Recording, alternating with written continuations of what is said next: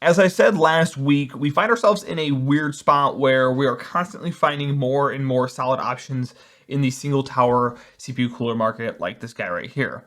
And honestly, you probably can go ahead and throw a blindfold on, throw a dart at the wall of just a bunch of different coolers, and you'll still find yourself with a good performing cooler. So overall, which cooler you should go with falls into things such as like compatibility with your CPU and your sockets, the installation, aesthetics, as well as your noise output preferences. Things that this cooler actually does pretty well overall. As always, if you end up having any questions, be sure to drop them in the comments below, and let's just get to it. This is the ID Cooling SE-224-XT, a single tower CPU cooler that really packs a punch. Inside the box, you'll find the typicals. You'll get the cooler, a fan, 2 sets of fan clips, mounting hardware for the latest mainstream Intel and AMD based systems, enough sweet thermal paste for a couple applications, as well as your handy dandy manual. For those of you who are interested, there's a few different versions of this cooler, including the white one I have here, but you also will find yourself with a black version, and then there's 3 different RGB versions as well. And of course, pricing and availability will likely be different version to version, so just keep that in mind while you're shopping. The design of the cooler is pretty standard for a single tower cooler. On the top, we're going to have a plastic all white top plate with the ID Cooling logo in the center. Over the last few months, I have noticed no discoloration whatsoever on this top plate, and this is awesome to hear because I am no stranger to watching white plastics like this discolor over time. The fin array is well built and relatively dense, and moving along to the bottom of the cooler, we're going to have a very fine and very well machined cold plate, a mounting plate attached to that cold plate, as well as the 4 double-sided copper heat pipes. The one thing worth noting here is that the screw holes for the mounting plate to be attached to the actual cold plate were slightly machined off from one side to another. I don't see any like negative issues coming from this in this model, this particular unit, but I found it worth mentioning here just due to the quality control in general. If the hole that was machined off was machined a little bit more off, it's likely it could have caused the cooler to be unusable over time just due to like the vibrations of the actual cooler. The fan is pretty decently built, has white rubber paddings to help with dampening vibrations, and it does have a whitish blue color to its light that cannot be turned off without unplugging the fan. It also has a black cable rather than a white one, and so unlike the Vitro V5, it's a slight miss here in regards to matching the aesthetic as well. Like most budget coolers, this is also a super loud fan. In fact, it's the loudest fan I've tested thus far on this channel. Go ahead and take a listen for yourself.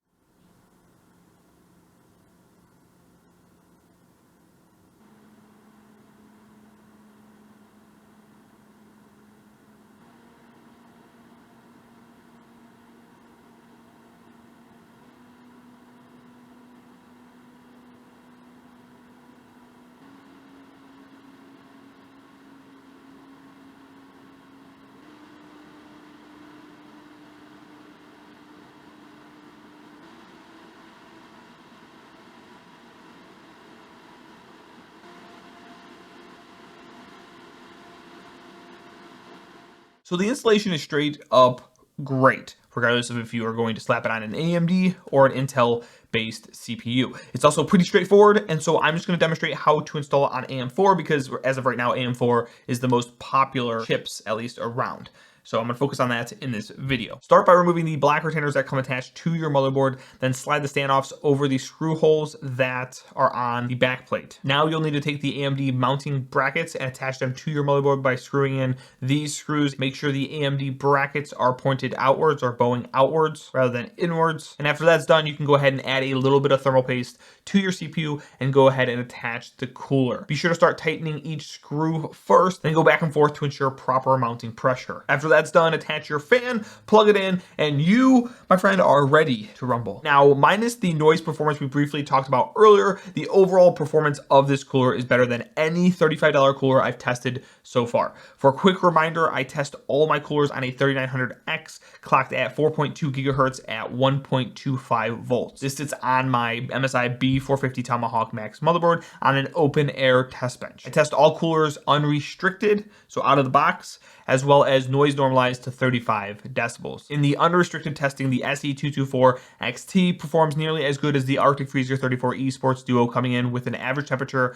of 68.8 degrees Celsius and a max temperature of 75.3 degrees Celsius. This is while being the loudest cooler I've ever tested on this channel, with a noise output of about 46 decibels. So for comparison, the Esports Duo only hits 42 decibels of noise output, with slightly better performance than this guy right here in the same exact test. And in my review of that cooler, I actually criticized the Esports Duo for being too loud. So if I was criticizing 42 decibels of noise output being too loud, 46 is certainly way too loud. It's super hard and super distracting to use this cooler on the default fan curve. Luckily, not all is lost though, because the results are pretty similar even while noise normalized to 35 decibels. You don't lose a lot of performance by moving this to 35 decibels. In this test, the SE-224-XT comes in with an average temperature of just 70.8 degrees Celsius and a max temperature of 79.8 degrees Celsius. The Freezer 34 Esports Duo, on the other hand,